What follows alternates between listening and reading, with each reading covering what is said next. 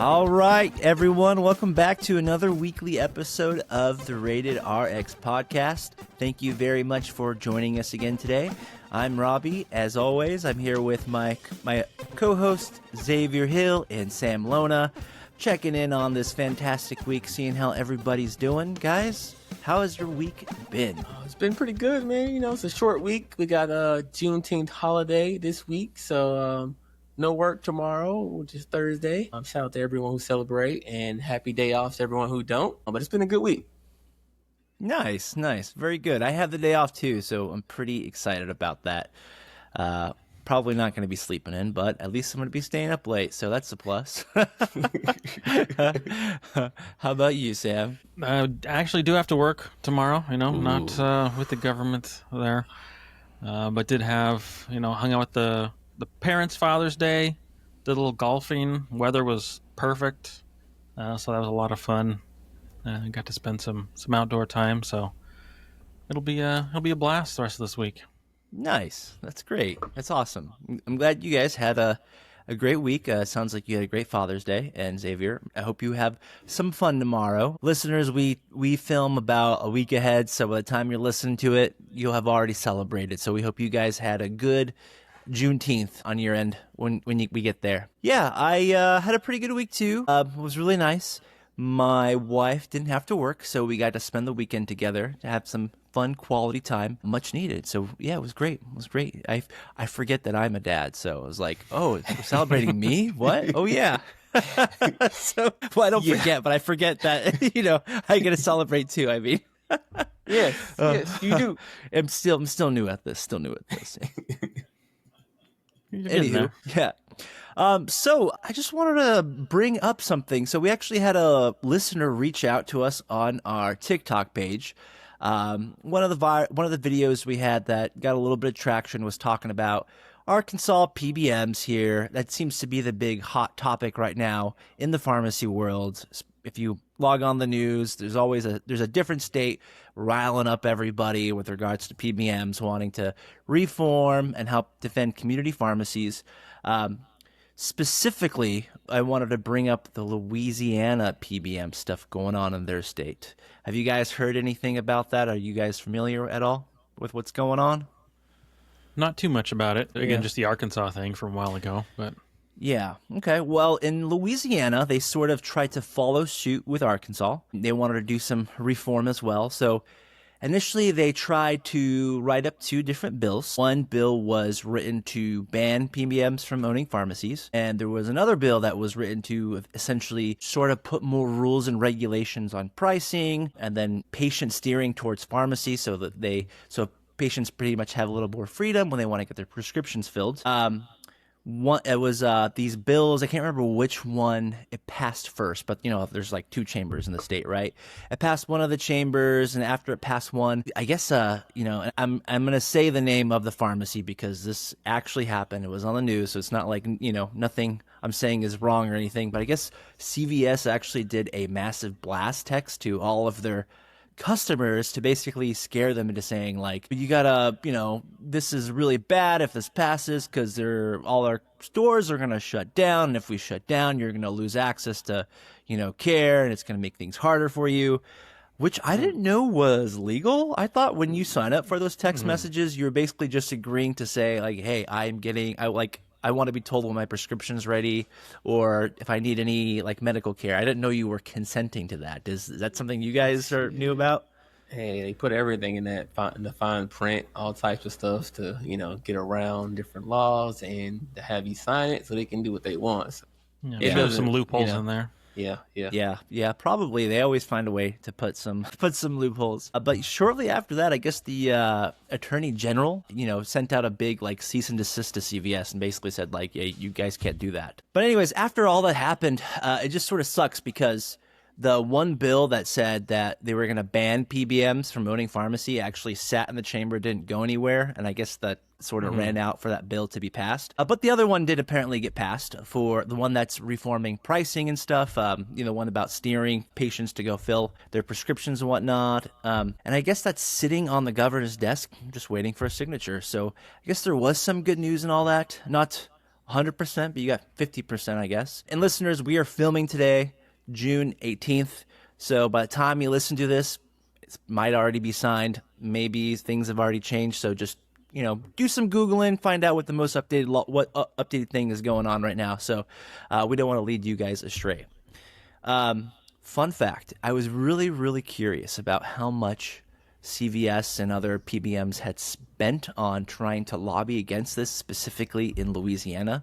And take this with a grain of salt, because all I did was ask ChatGPT, ask it for some prompts. So I don't know how it determined this figure, but it estimated anywhere between $1.9 million they spent to lobby the Louisiana state to basically say, hey, don't vote on this bill. So dang. At the end of the day, it's the big drug companies who still win, I guess, huh? So how much it matters to them. They're going to spend that much money. How much money they must be making, or that profit difference for them to put that in there. Yeah, it's just chump change at that point, right? That's crazy. Yeah. Very crazy. I'm sure that's nothing for them. They could throw that out and lobby all day and make twice the money, 3 times the money from patients, Yeah, insane. So I don't have $2 million lying around to go manipulate state members of Congress, man, but I guess I'll stick to my day job for now.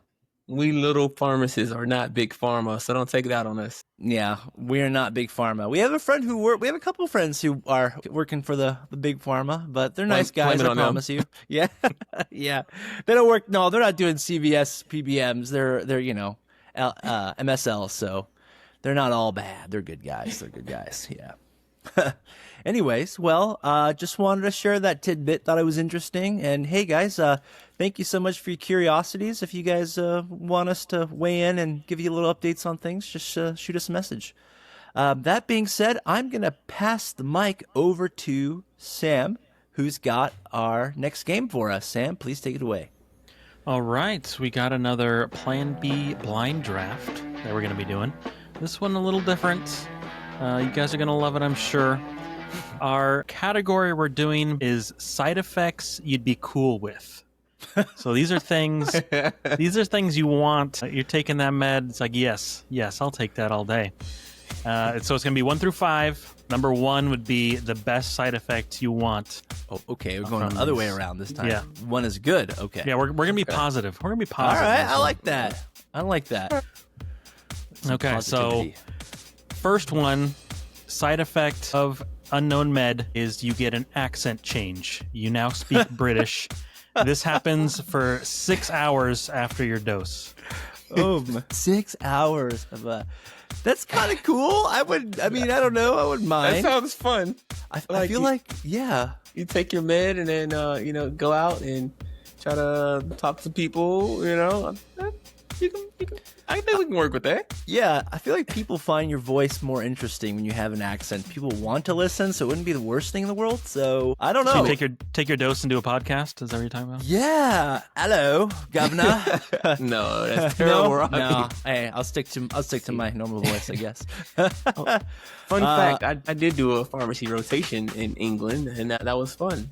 Nice. It was nice to see. It was different to hear their accent. They probably thought I for sure had an accent, and I did try to copy their accent a couple of times, and it was very bad. They told me stop. So let's hear it. Don't do that. No, I'm not gonna do it. All right, I'll leave that to you. But I think we should rank this one fairly high. 1, 2, 3. Let's say 2. I'm gonna let's reserve it. Let's reserve it. Yeah, you got to do it for us, right? Next one, side effect you'd be cool with: mildly telepathic with pets. So it's not like full Dr. Doolittle stuff talking, but you're getting their aura. You can definitely a closer vibe with your pets. Dude, that'd be so awesome. I can just kind of check in with my dog's little Ooh, I mean, that's definitely animals and stuff too, or just pets only. Domestic animals only, or just we'll keep it to pets. Okay. Yeah, I'm not gonna go chasing lions and hey. I'm sure they just want to eat me. I already know what's going on. That's cooler than accent, but shoot, I feel like we went off a little too strong first, so I don't know. I'm gonna defer to you, Zay. I mean, this is a little bit lower for me personally. What? Really? For me Okay, personally. I'm deferring to you. I said I Wow. would, so I mean, I guess he doesn't have pets. let's put it at, I had a pet as a kid, but none as an adult. that's why you're A little you don't itchy. care. little, You can get a turtle. a turtle. That'd be cool. Turtle. Let's go with 3. All right, I can live with that. Okay, locking in at 3. Next one, side effects you'd be cool with: mildly enhanced singing voice. Oh yeah. Oh no, I mean Yeah. Singing better. Mildly enhanced, man. That's not nothing amazing, you know. Come on now. Come on, Robbie. That's what auto tune's for. you can can do sing that a with little bit better. You could do that with AI, man. That's like nothing. You can that's do that nothing on the street. You're just special. walking but down, just, like, singing walking away. in, You have an like, AI just Walking in the microphone. karaoke. Like, That's imagine not- having no. a decent voice. Come on, Robbie. No, man. That's a good. no, that's no, a no. great one. Dude, pets For are way me- cooler. No. I'd rather sing. I'd rather I'm gonna sing. let's go 4. I gave you the last one. Okay, I okay, gave you you the got- last one. yeah, Let's this go one's 4 on yours. that one. This one's Okay, yours. 4. Okay. So you guys have 1 and 5 left.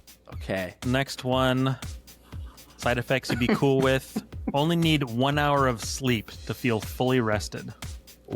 Oh, that's number 1 for me. That's definitely one. That's number 1 for me. Yeah. Yeah. Only 1 hour. That's it. Right? You know how much I can get 1 done? hour is number 1. Yeah. I'll be a billionaire in a week. Come Yeah. on. All right, 1 hour sleep.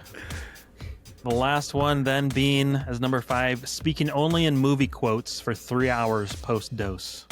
Ooh, I'm glad. Yeah. That's Yeah. Yep. That's Yeah. We chose Hey, but correctly. that could be funny though. You know, you got some good quotes out there. You know, tell her they Especially good if you night. just keeping it or- rolling, just or, smooth you know. conversation in your quotes. Yeah. I like how number 1 we didn't even hesitate. We're just like one. Lock Move it on. in. Keep Lock it going. This is it. All right, so you guys went first one, only need 1 hour sleep to feel fully rested. Okay, that one's perfect. Second one, an accent change to British. Third one, mildly telepathic with your pets. Fourth, mildly enhanced singing voice. And fifth, speaking only in movie quotes for 3 hours post your dose. I think that one's a Nice. little underrated. Like, because there's some good movies out there, and then if you can sling along a couple good, like this movie and this movie, like True, How but many, here, how many quotes do you think you'll remember if you only sleep in 1 hour a night? You get so much more time. Getting those you gotta quotes down. store that, right? You Okay, need to but- sleep, store information. but hear me out. You can do that without a pill, and you can learn to sing without a pill. But you can't talk to a dog without a pill. You can't talk to. I mean, you can do a British accent without a pill. But, I mean, not well. I mean, I failed. Unless you're British, right? Yeah, unless you're British. Yeah, it's nothing. Not even an accent to them, right? Okay, I feel where you're true. coming. But the singing, that's at least 30. All right. Well, you got a week to practice. We'll carve in some time for you next week to sing us a song. We I want to don't be have to- serenaded. It's probably because the wife is so much a better singer, and so Oh, he's she's just a always much- having that feel much- that it just She's can't a much match. better singer. So this Much is better this is singer. jealousy. This Like is where it it- stems no, from. it's not jealousy. But if I could sing a little bit better, dang, we could sing together. Then, like, I just need a little bit more. Okay, I'm almost okay. there. Come on, duet. Okay. Tearing up the okay. karaoke with a duet right there. Hey, listeners, let's all pitch in some money for Xavier to get some singing lessons. Come on. We're I gonna don't make know if this it's happen. worth the money. I don't know if it's worth the money. All right, good work, boys. I like that you locked in, shared that 1 hour sleep, automatic right there. Easy. It's the best. Be the best. Easy pick. Easiest choice of the day for me. Good Yes, work. sir. Good work. All right, Zay, you got a pharmacy fact for us. Go ahead and take it away. Oh, I do have a fun fact for you guys, and it's a doozy. So, did you guys know that and scientists, we can say that too, they changed the Olympics. So, fun fact, if you haven't heard, way back in the day, one of the most important Olympic breakthroughs came from a failed pharmacy experiment in East Germany. In the 60s and 70s, there were East German pharmacists, chemists, and they were working with the government to create something called supporting means for athletes. Okay. Y'all know what that meant, right? Performance enhancing drugs, Nice. specifically the anabolic steroids. So these were first developed by a pharmacist named Jennifer. It's an interesting name. Jennifer is his name. Fits right in. Like Genesis. Yeah, pretty cool name. But they made these little blue pills. They were easy to hide. At first, they didn't have many side effects, and then they could tailor the dose for the male or the female. And during the 1976 Olympics, Germany crushed it. They won like 40 gold medals. They were only second to the Soviet Union back then. Their female swimmers like dominated the world back then. It was crazy. But later, we did find out that they were on performance-enhancing drugs, and this became one of the biggest doping scandals in history. Oh. And it all started in a little pharmaceutical lab. It was crazy because they were dispensing the prescriptions out to the athletes like it was.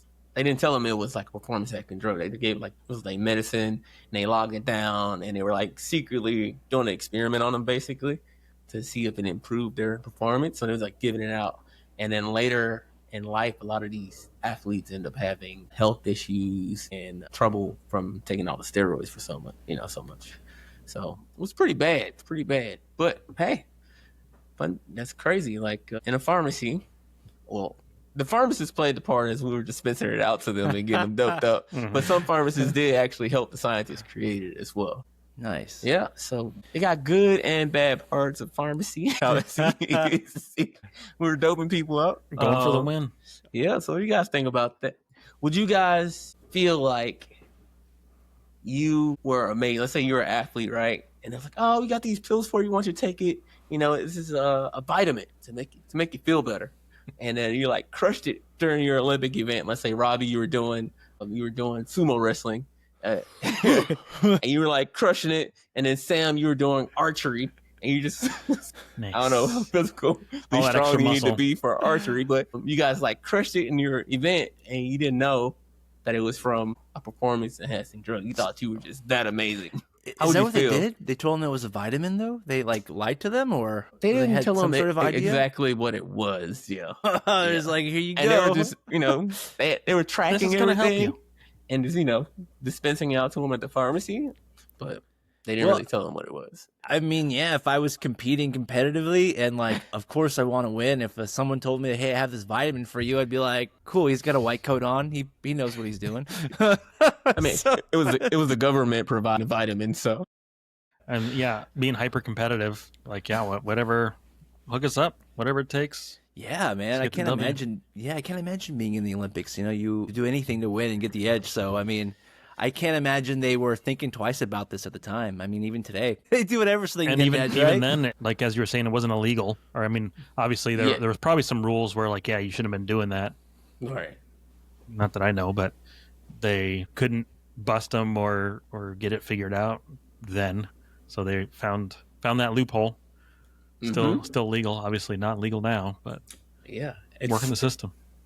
How do you feel about all the athletes who had all these side effects later in life, and just how bad the government was for doing that to them? What were the side effects?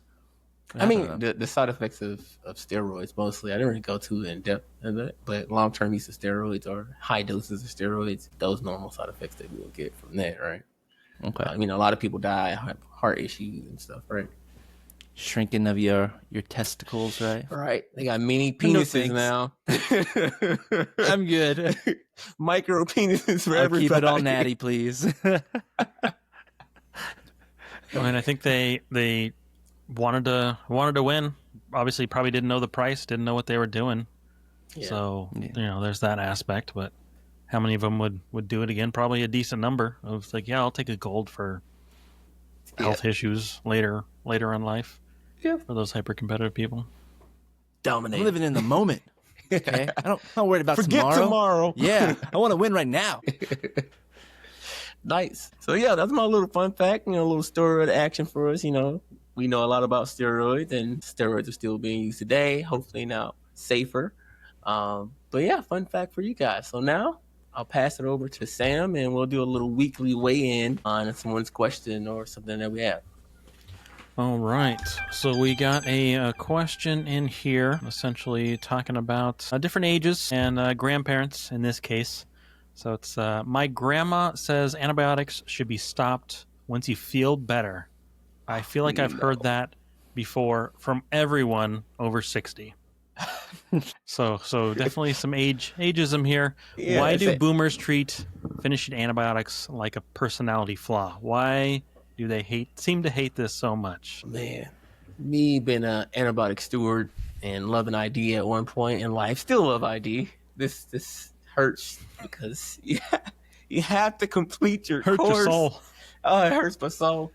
You definitely want to complete your course because you don't want latent bacteria to grow. Let's say you're taking it, you're feeling better because you killed some of the bacteria off, you're not getting as many toxins. But if you don't kill all the bacteria, anything left can start to grow again and then get you sick again. So definitely if you have like a bloodstream infection or diabetic foot infection or something like that, with like the diabetic foot infections, if they get worse, they could get into your bloodstream and that can kill you faster too as well. So you want to make sure you get rid of all the bacteria that are causing harm. And yeah, definitely need to get rid of those because those can kill you and you need to finish your antibiotics. It's something painful to hear as a pharmacist for sure. It's like cringe, like, oh, what do you mean you didn't finish it, right? But, I'm just going to put myself in a geriatric person's shoes here, right? Like, they're already, like, I think the average that they take is like at least 5 prescriptions by the time they're 65 and hit Medicare, right? And so to add another drug on top of that when they're already trying to difficultly manage everything else, like I get why they're just like, F this, I don't want to take this. Like I already have enough on my plate, right? They probably already don't feel good like a baseline. So it's just sort of like, like why should I take this, have more side effects? So I get it. I'm not saying that makes it okay to do, but I understand their hesitancy. Yeah. Like Xavier said, you need to finish it. You don't want to come back with something nastier and get the big guns, okay? We want to treat your pneumonia with some Augmentin. We don't want to have to use some Zosyn on you when you come to the hospital, okay? So Well, we use those on everybody almost now. I know, but I mean, like everything's resistant now. But yeah, oh shit, yeah, I didn't realize that. It's that bad now. Oh my god. Just start them off on it. It can be pretty Feels bad. bad. That's Well, terrible. they do broad spectrum to start and then they narrow. Like Yeah. So yeah. So But you know, everybody- but if you could take care of it with the little gun, that's the whole point of stewardship, right? definitely. So don't stop your antibiotics. I mean, make sure you finish all your antibiotics unless your doctor tells you to stop them. Side note, I need to tell you guys something funny here. So, one of my coworkers, his wife is a pulmonologist. She prescribed Augmentin for a patient who had a pneumonia, and she gets a call. And we were talking about this because we were embarrassed for our profession. But she got a call from this pharmacist saying, you can't treat a pneumonia with Augmentin. And she was just very baffled, and it was just like, we were laughing about it. We're like, what the heck? Like, this guy called a pulmonologist, like someone who's trained to deal with lung diseases, to say this antibiotic won't work on a pneumonia. And we just looked at each other like, oh God, we want to defend this person because he's part of the profession, but that's just not a good look. That's not a good look. So, Dang. do some Googling before you're so bold to make a claim like that, guys. So we represent ourselves, and yeah.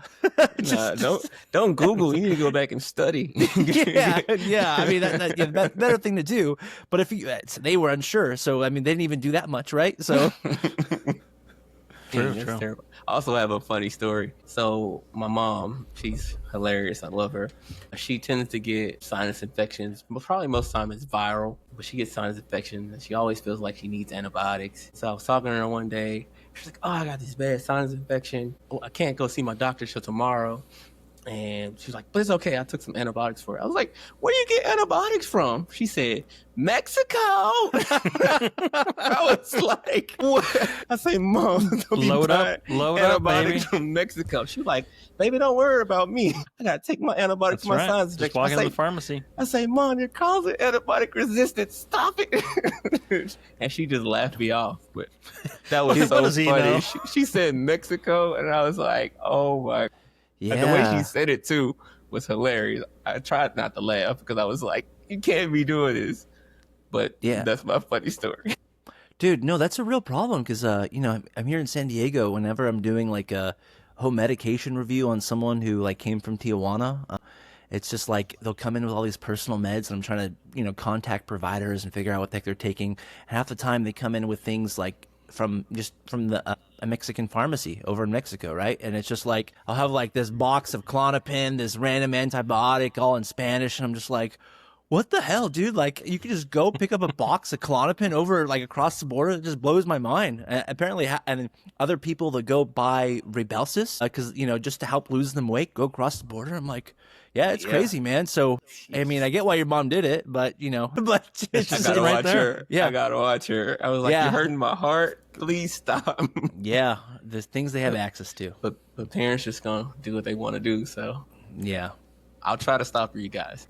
So what, I guess on that, parents, grandparents, what are some health rules that either, there's one there, but parents, grandparents, family members that you see ignore and think they're right, not too worried about those health rules? You mean like health advice they just straight up neglect and don't want to follow? I mean, so like mine is like always knowing that my like grandparents or family, all their meds are always in like the med cabinet in the bathroom by the shower. So it's like high humidity, hot meds, always there. That's where they're always sitting for years and years. When we're like cleaning out a bathroom, moving it, there's things that have been expired in there for 10 years on stuff. So, I mean, that's what came to mind for me of just kind of ignoring medical advice, health rules, things that we would normally follow that they don't. Like not finishing your antibiotics and getting things from Mexico. Well, I think, though, my parents, they tend to ignore health advice. A big one being, like, my dad won't use a CPAP machine. He's like, it makes me feel tired. I don't want to use it. Like, it just makes me feel worse when I use it. I can't wake up. I'm like, it's because you're getting actual sleep, dude. Like, so you need to use that machine, okay? But other weird stuff, I didn't think about it much growing up until I became a pharmacist.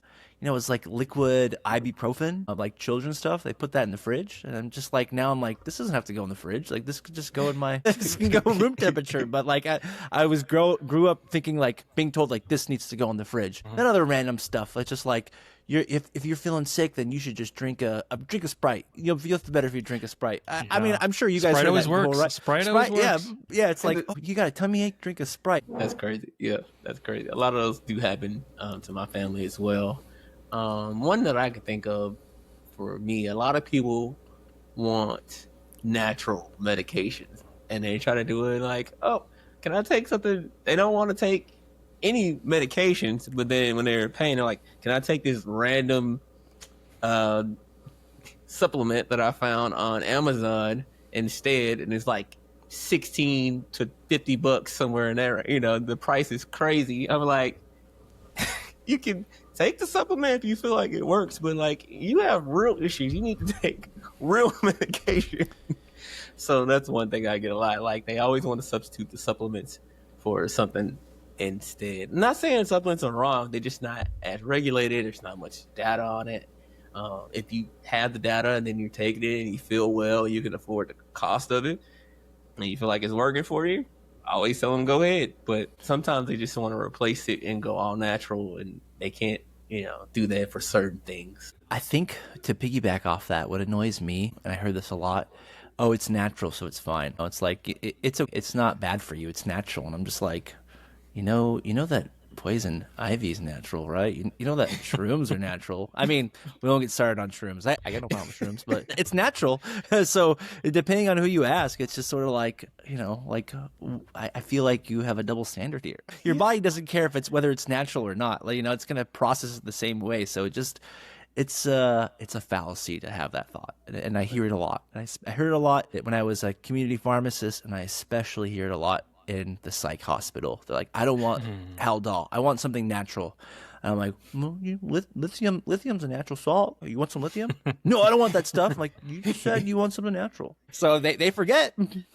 So different natural. Different natural. And natural drugs also have side effects, and sometimes they may not work as well as a drug that we created in a lab, which also has side effects, but may work better. So yeah, you gotta, weigh the scales, right? For sure. And I guess rolling off of that, how many of these patients do we actually want this advice? They want that detail through it, or it's like, just give me my Z-Pack. Like, just fill the bag. Just fill the bag, bro. Put it in the bag. Just throw it in the bag. I think that's just part of the flaw to the American healthcare system. We want the pill now that's going to solve our problem. We were really bad at preventative medicine. So, and so we talked about this before, but it's the easy thing. It's like, I will just take the pill that will lower my blood pressure rather than diet, exercise, lower my salt intake, etc. Right? So I get it. Maybe it's a matter of accessibility. You want to do it easy, and maybe it's a matter of laziness. I mean, going back to our game we played, like, can you give me a pill to make me stay up or feel refreshed for 1 hour after 1 hour sleep? Sign me up, and that's part of the problem. That we get excited over things like that. This is gonna make me feel better and give me the answer I need. Give it to me yesterday. Come on, man. So I get it. But it has 6,342 side effects. One of them includes death. Hey, if I'm talking like a British person, I'll take it. Good to go. All right, so we have then these different generational things that we're experiencing. Looking at age, boomers, millennials, these TikTok teens, who is the worst at taking medical advice? Who have we seen most times in practice not doing what they should be doing? I got to vote. Let's hear your vote. So I'm going to, off the rip, vote for the boomers because just because they used to smoke cigarettes like everywhere. The doctors used to smoke while they were trying to help people with a health problem. Doctors told it was okay. They were working off the best information they had at the time, though. Right. But that one automatically kind of puts you at number one. We can probably rank them. That might be fun. But I have to go with boomers at number one. Yeah, I don't know, man. I've met a lot of older people who have they're spot on their meds, like they really got their stuff together. I can't say, I don't know. I can't give a good answer on that just because I think it's easy to say boomer because, boomers are more likely to be seeking help and doing things incorrectly. I think it's probably a matter of statistics at that point, right? Yeah. So it's a higher number. Yeah, exactly. So I don't know, man. I think boomers, they get to that point in the age too where they realize their time is short, and I think they eventually do become desperate and they're like, yeah, I want to take care of myself. Or they go the complete opposite. Like, I don't give a damn. Like, I will die happy. I will smoke my cigarette. It just sort of goes both ways, whether you're stubborn or not. And maybe that is a generational thing too, but I'm stubborn too. So, and then, you said TikTok teens? Is that what you referred to them as? Or? TikTok teens. TikTok teens. Yeah, I mean, I don't have a problem. Yeah, I don't have a problem with the TikTok teens. It's really interesting when, mind you, the things that show up on my algorithm are different because I'm following actual real doctors, real pharmacists, not anything weird. So I don't know what's on the other side of that, and I'm sure it can be very dangerous and scary. So maybe I'm a little biased, not the best person to answer that. The TikTok teens they're at such a big advantage now because they are so much better at getting information online, finding out about themselves, about their health, about just about anything. Like, just think about how readily available information is at our fingertips. And we learned that when we were, maybe not you, Xavier, you probably learned it younger, but I didn't start getting a computer really until I was in high school and learning how to use it. I had an elementary school, but we didn't have a computer in the house. I didn't have my own personal computer until I was in high school. These kids, they have a freaking cell phone when they're 8, 9 years old, and they have that information. Yeah, exactly. So I think honestly, I think they're going to be better at it. I think they're going to be good at gathering the information. I think they're going to be so much better at it than any other generation before them. Some hope. True. I think it depends, though, if they care enough about it. So yeah, but it's anyone. So the answer to this question is all the generations are just bad and they're terrible medical takes from top to bottom. And the pharmacists are here to help you guys. So feel free to reach out and we'll help you with your question. So we're going to do a quick rapid fire then. So I'm going to list something, some sort of health rule or something, and it's going to be health rules that whatever generation ignores. So either boomer, millennial, or Gen Z or TikTok. So we're going to start going to the doctor regularly. Who ignores that? The younger people, for sure. An old boomer male. Definitely younger people. Follow your prescription dosage. Ooh, that's the Ooh, boomers. I'm gonna say younger. Yeah. I said the boomers. No, I'm gonna say younger, man. We're an ancient generation, man. I counsel people. So in our hospital, we have to do discharge counseling. I counsel them, go over each medication, what it's supposed to do, how you're supposed to take it, and then when they discharge, they get a follow-up phone call from the PAC pharmacist, right? And every time I'm like, am I not counseling right? Because they'd be like, this person was taking this medication wrong. This person was taking. I was like, I told them that. I get so upset because I spend 20, 30 minutes in there, make sure, I go through everything, here are the changes, this is what's new. But I guess they just be ready to get out of there and they don't listen to me. So It's the younger people you They said is already the checked problem. out. no, this is my boomers. Oh, Yeah, the but boomers. wasn't the question was who does it better? Like who follows the directions? Who's worst at not following prescription dosage? Follow your Oh, prescription okay. prescribed dose is the medical advice. Who doesn't follow it? Right. So Yeah, I think okay. the boomers. All right. Yeah. I'm gonna side with the yeah. I misunderstood. I thought it was who is better at it, and I was like, oh, the younger people for sure. We're an ancient generation. We're gonna Okay, read you that. guys are the same read then. that You guys shit. are the same. So we said the same thing, but got there Okay. differently. Sorry. Ignoring getting a flu shot every year. Ooh, I'm gonna say younger Millennials. people, millennials. Yeah, Let's go millennials. 'Cause Millennials. TikTok teens may, because they like, oh, they had the COVID vaccines might be scare. okay. Yeah. But I don't know. Some of them still don't want it because of all the side effects from the COVID vaccine. But, That's a whole separate episode. Are there real answers to Who these skips? questions? You just guys wanna are the answer. Who skips the meals? Who skips the meals the most? Millennials, because we're intermittent fasting and we're sad and can't afford food. Because we're too busy working and can't take a lunch break. Coffee. Historically, though, Coffee boomers, millennials. Okay. What about vaping? ooh, TikTok teens, TikTok teens for sure. they're vaping for sure. Avoiding excessive salt or having too much salt. Boomers should be, but I don't know if they're actually doing that. But I'm gonna give them the benefit of the doubt and say Yeah. they're avoiding dash Sunscreen. diet. Sunscreen every day. Who isn't following Boomers. it? Who doesn't follow is- it? Yeah, who doesn't follow it? The boomers aren't following it. I feel like the TikTok. Teens aren't following it. What? I see the teens who are like, oh, they're doing No, all they're the tanning, bro. They're skincare tanning. routine. They're tanning, but They're tanning. but, Gym I mean, tan yeah. laundry. All right, maybe that's the millennials that's getting their skin. They're like, oh, we saw the skin cancer on the older guys, so let's. That's us in 30 years. Oh no. We did live out Generation X, but we're just gonna lump them in with the boomers. All right, last one. Who is the worst at self-diagnosing themselves with WebMD or online? I'm gonna say boomers. I feel like the boomers, they've been through something. They've had actual issues happen to them, and then they're like, I've had this before. This is definitely this. And they're Yeah, right but they sometimes. didn't diagnose that though. They already they're repeating a problem that they are already aware of though. So I'm Okay, gonna say so the I'm gonna first say time, yeah. TikTok teens because they again good at grabbing information online and it probably leads them astray. I saw it on ChatGPT. Okay. There you go. All right, a little bit of everything. A little bit of everything on those. That was fun. That was All right, fun. Good work. Good work. All right, Robbie, I think you had a story for us to dive Yes. Yes. Guys, it's not a butt one this time, so hope you guys are very finally. excited Good work. about Good that. work. Okay. So for this episode, or this segment of Pharmacy Pandemonium, this story is written by the name Sand/85. I wonder what their favorite Pokemon was. So this was a thread entitled Your Favorite TIFU Story. And if you don't know what that is, look it up. I try to prevent cursing as much as I can, but I'm sure you can allude to what it stands for. I work in a hospital, and my coworker got an order for acetadote, which is a Tylenol toxicity IV drip.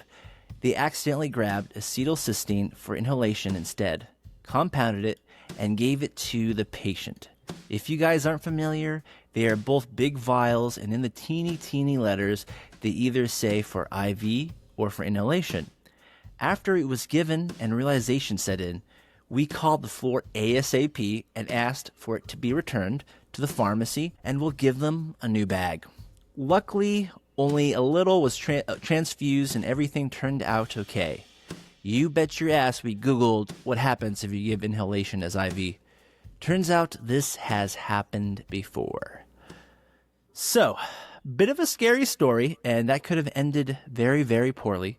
Fortunately, they did catch it. So I too Googled what happens if you use inhalation IV. I don't do compounding, so maybe you guys are already aware of this. Sam, I know you're an expert in this, so you probably like gears are already turning. Xavier, you too. I know you do compounding. I had to Google it. So for the average lay person and average pharmacist who doesn't have your skill set knowledge, here you go. The nebulizer solution has something called sodium etidate. I think I'm saying that right. If I'm saying it incorrectly, yes, Editate. go for it. Editate. Thank you, Miss. Thank you, professional compounder. Which is potentially toxic if given IV. The osmolality and pHs are different, so this could lead to sepsis, fever, vein irritation, and hemolysis because of the pH imbalance. So not good. So you definitely don't want to mix the two, and it's a good thing they caught that because it could have been very, very problematic. So follow-up questions for you guys to get you thinking, and just to want to hear your guys' stories, in the whole compounding world. But has there ever been a time where you guys made a mistake after something was, dispensed after it was already given? What happened? How was it resolved? If we're talking in general, things like finding out, usually I would say you don't find out until someone tells you or something's weird and you look back and like, oh yeah, or whatever, something happened. But finding ones, it's usually with compounding. Probably the most common of major errors would be tenfold changes. So you're doing calculations on different things, and you do 1,000 instead of 100, or whatever it may be. An aliquot, that's X instead of 100X. So tenfold differences, moving zeros, trailing zeros, decimals, where you're reading something wrong, and the doctor, you thought they called in 1.0 and it's supposed to be 10, things like that, which is across the board. But those kind of, that decimal, that zero, and being probably one of the risky things that happen across everything pharmacy. But you'll see that when we're actually using the pure powders, and so we could actually make something tenfold difference. So what that looks like, it's usually seen and then realized, and you're pulling stuff and it's like, wait a minute, this does this match? Is this something? The one I know of was some like hormone med that was patient had it for like 4 months, but it was like a tenfold in higher dose, and then we got like the refill and it was 10 times lower, and so we like went to call them, and it's like, these did we really mean to do that? And then realized that it was like tenfold off. Oh wow. On that. So they're getting 10 times as much of a hormone. Wow. Yeah. What was the hormone? Like, what were they getting? I think it was an estrogen or testosterone. I can't remember on where it was. Gotcha. But something, it was already pretty low. I think it probably was testosterone, because I think it was a female that was getting it. So it was a really low dose. And so it was kind of brought it back more into normal ones we see. So maybe that's part of why it didn't like send a bunch of red flags on the dosing. But the one I remember as back in Omaha, working when we were in pharmacy, had a transfer of a kid's med, and they transferred it and took it as a tenfold error. And so this kid was getting, I think it was an antidepressant or something to help with ADHD or like physical interaction stuff that they were having. But it was like a tenfold increase that they started filling at that pharmacy that I was at. And the pick there was talking something. It's like, I called the dad, and he was like, we noticed a difference. Like, Timmy was way calmer. He was doing way better on this thing. It's like, well, he was getting 10 times the dose that he was supposed to be. God, no, poor. Surprised they weren't pissed at you. It's like, oh man, Timmy's doing great now. Yeah. Can we make this a regular prescription now? Oh, geez. What were you guys compounding? I think it was an SSRI, that like topical. We've done that before. So we get a cream for kids that can't take like oral meds or flavoring things. And so I think it was a cream that they were applying. And so it was transferred from another pharmacy, and it was transcribed at a tenfold error. Oh, I see. Yeah. Gotcha. Oh, you always got to ask for it to be faxed, man. That was like, oh no, I don't want a verbal. Fax it to me. For that reason. That's why I was like, give me the fax. They hated me when I did that, but safety. How about you, Zay? No, I can't think of any specific time that I caught my own mistake. I think I told you guys once about the time where I verified the erythromycin solution, because the resident ordered it, and they meant to order the erythromycin eye drop.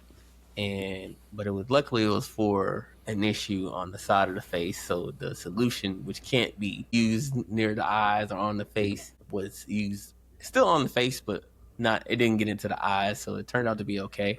That's the major one I can remember. I don't try to forget when I mess up. I have it written down somewhere, but nothing is coming to me right now or any other time. What about a time you caught someone else's mistake? I mean, we catch different little things all the time in the emergency room. I mean, not the emergency room, the IV room. Different compounding errors and stuff like that. I think one time there was a concentrated insulin, and we have specific 100 syringes that you have to try to dose up in. But the person who put the medication in the IV room didn't give the technician a syringe, so they used just a 1 milliliter syringe. Milliliter syringe. So I was like, wait, this is not in the right syringe. This looks weird. But we then, put the dose back into the vial and then got the correct syringe to draw up the correct doses. So nice. That could have been bad because the dose would have been way off. And that could put somebody in a coma or something like that. So little things like that. Well, not little things, but that's could have been big things. That's stuff that we can catch right there. So that's our job, and that's what we try to do.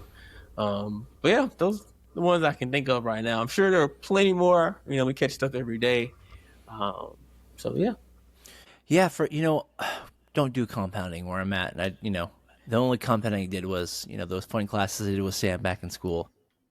But, I occasionally I'll catch other pharmacist errors, and usually it happens when they get so slammed with things, and it's always when, you rush, right? So you got to slow down. Right. So the way the job right now is sort of structured is like the discharge pharmacy will fill the prescriptions. They'll give it to me so I could do the discharge counseling and the discharge med reconciliation. And I just always double check. I'll double check, the discharge summary, the MAR versus what I have in front of me versus the actual order submitted, just to make sure. And as I was going through a bag once, I saw that they had filled a Paxil, which, Paxil, we don't, we have it, but it's not something it's not the first SSRI we grab when we're dispensing and discharging people. And, I grabbed it and I was like, this is weird. Like, we don't really do this, but I mean, it's not too out of the ordinary, I guess. This is a psych hospital. But then when I looked at the bag, I also saw sertraline, and I'm like, okay, this is not right. Like, no, we're not dispensing 2 SSRIs. And so when I looked at the MAR, I was like, oh, this is supposed to be Protonix, not Paxil, Luckily, it was caught. So, I'm another safety net. So, glad I could catch that. But has there been a time where you guys royally messed up on a compound that was very, very expensive? Who took the financial loss on that hit? And did you guys get in trouble? I'm trying to think of me personally, luckily, we're not, obviously it's compounding. Some things are thousands of dollars, a couple thousand on like a batch of something, but we don't have any of the crazy meds that are this one dose is 20,000, 50,000, 100,000. Like, we don't have any of those meds. So nothing absolute astronomical. Personally, doing a sterile compound, I remember one time doing the wrong acid to do a pH adjustment. So instead of I think it was supposed to be a hydrochloric acid, and I used some other acid that I had there, and I thought it was the right one, and then the number was off, so I checked it, but it wasn't correct. So the batch had to be tossed out of what I made, and so obviously 4 or 6 hours of time of doing this, plus what was there. Failed sterility checks. I can't remember. I mean, maybe I failed one before. I don't specifically remember, but when that does happen, on different meds, it's a larger batch. It's a few $1,000s that it can be of meds that have to be tossed, but they're sent off to a third party and checked for sterility. So if something happens there, the whole thing's tossed. Wow. So I mean, nothing catastrophic cost wise. I think it's just kind of eaten. Not like anyone gets it taken out of their paycheck. I don't know of anyone. They don't, no. Fortunately. Oh, that's good. So really, it's just like they're losing out on the pharmacist's time and pay. Like, you're still going to pay for those 6 hours, but they got nothing out of it. I mean, they probably still lose the money for the drugs and stuff, right? Yeah. Well, yeah. Whatever. Yeah, for me specifically, luckily, all the expensive medications I ever made, I waited till the last minute to see if they really need it. And if they didn't need it, I'm like, oh, great, thanks. Or if they did need it, it was made correctly the first time. I would triple check the instructions and stuff to make sure it's done right. But we do compound a lot of chemotherapy. So anytime a chemotherapy is made incorrectly, thousands of dollars down the drain real quick. So we definitely try not to mess those up. The hemonc pharmacists check before they have the monitor. So while the technician's in the room, they check that the medications are right before they take it to the hood. They check before they inject into the drug, and then they check again after it's done. So that's some steps that we take to make sure, we're not wasting expensive drugs like chemotherapy. And then the other thing I can think of is the bleed reversals. So like Kcentra, it's pretty pricey. I've had to use that a few times. One time before we had a policy using Kcentra versus the other option for the bleeding. The doctor wanted the Kcentra, but it wasn't a life-threatening bleed, so we used it. Still, it was kind of a gray area. We could have used like the secondary option, but the doctor told me he said, well, he is bleeding a lot. He was bleeding a lot, so I just based it off the doctor. So they did do like a little quick review. It was like, well, it wasn't a life-threatening bleed, so you could have used something else. So I did use something that's more expensive, but hey, it's for the patient. You're just gonna use the best drugs, and we'll figure. I'll take the heat for that if I stop the patient from having a bleed, and I use the more expensive drug when he could have been treated with a drug that's a little bit less expensive and maybe about the same efficacy. So that was a gray area where it probably would have been better to use other drug if I was trying to also be cost effective and still treat the patient, but. So with the best available option, because it was a DOAC, and that was the drug of choice for bleed, and that patient, he just didn't have a life-threatening bleed, but the doctor made it seem like it was at first, and so we got to go off the doctors. Yeah, you're not gonna don't be in the way, even if it's a lie. Like he's dying, like don't be that guy. Yeah. I don't believe it. Let me see. Yeah, show me the blood. Let me see those pictures in the chart. Like, you say it's a lot of blood. It's a lot of blood. Yeah, I'll take your word for it. Doctor told me it was a shit ton of blood. I'm gonna use this expensive drug to reverse it. But he turned out to be okay. The patient was okay. I didn't get in trouble, but we did use a more expensive drug. But hey. It was okay because you guys used the drug. So yeah. It was the right drug, right dose. You guys saved his made life. Correctly, right patient. Yeah. So that's all I care about. We'll figure out the money part of it later. It's our tax dollars anyway. So you guys are veterans, man. They're worth the cost. Okay, they're worth the cost. So, yeah. And then I want to get more insight in your guys' facility. Is there anything you guys do with storage of your medications to prevent something like this happening? Like grabbing inhalation versus an IV. Like what do you guys do to organize your inventory to prevent this? I can go first on this. Go ahead. So we separate similar named medications and make sure there are different areas. But nice part about our facility, we have a robotic machine called a carousel, and like all the medications are in the machine, and then you type in your drug and it will spin up to the drug that you need and tell you which row, which bucket to get it out of. So usually the similar drugs are in the same spot, and then the name, it'll make you scan it and everything before you got to scan the drug that you're getting out, and then scan the barcode to confirm that it's the right thing, match up as well as the quantity. So there are a lot of systems in place to triple check things and to scan things to make sure it's the right product. So gotcha. It's kind of hard for us to do that now because everything has to be scanned, and it does scan. You can't just say, all right, well, here it is. Like, you can't take it out without scanning it. So, so you got like two safety nets there, the machine that kind of picks the drug and then a barcode. That's great. So you got like two barriers in place. Mm-hmm. That's good. How about you, Sam? What do you do to prevent something like this? I would say the big one as well would be the scanning. So, trying to more recently having that implemented where same thing, your drugs being scanned versus the worksheet of what you're doing. So not just your eyes necessarily doing everything and checking everything, but it's actually taking that scan, that barcode, making sure it's matched. It's going to, as you said, beep at you, tell you it's wrong. So ideally that kind of forcing your hand there, making sure what you're scanning, what you have in front of you matches what you're trying to do, which seems important. Hopefully is saving a lot of errors, a lot of implementation of that. So a lot of people seem to think that should help, which makes sense. Getting something else automated to review and check all that thing that you're looking at yourself. Computers taking over. So for this situation though, it's a bit interesting. Looks like they missed the ball in a couple of different areas, right? So whoever picked the drug out initially picked the wrong drug. Whoever compounded the medication then double checked to make sure it's the right drug. That could have been the same person who picked it and compounded it, right? And then the pharmacist, when they checked it, they missed that it wasn't the correct drug formulation. So a couple spots now are missed. And then the nurse, I guess the nurse wouldn't know what it was compounding. Yeah, they just had the label on the outside. So that'll be tough for them. So yeah. Yeah, they're not going to know unless they memorize the color somehow, right? Yeah, so that pharmacist check is very important. That's where we catch a lot of errors because sometimes the technicians, they may be new or not know certain drugs or the difference between different things. So we have to really make sure we're on our A game and checking every little piece of it, right? Right patient name, right drug, right dosage.